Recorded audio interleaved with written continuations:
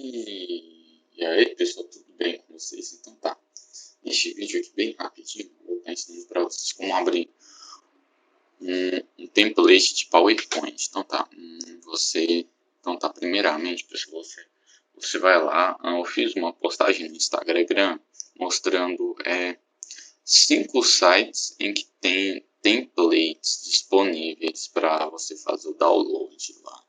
Então vai lá, vai estar na descrição do vídeo a postagem, o link da postagem. Então tá, vai lá. Começando aqui, pessoal, vai ser da seguinte forma aqui. Você vai vir aqui em abrir, procurar.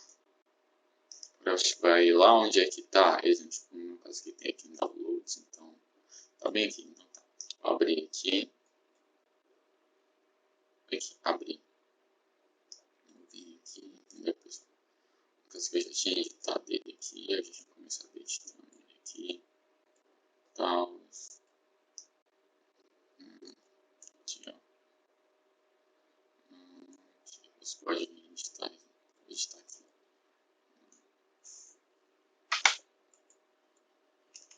Vou lá.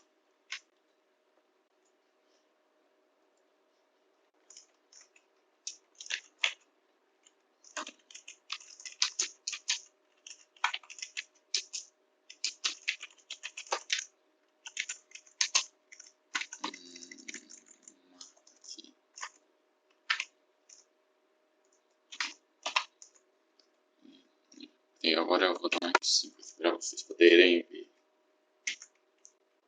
E viu, pessoal? Assim. Então tá. Se gostou do vídeo, deixa um like, adiciona os favoritos, que ajuda bastante. Comente. E tchau, até o próximo.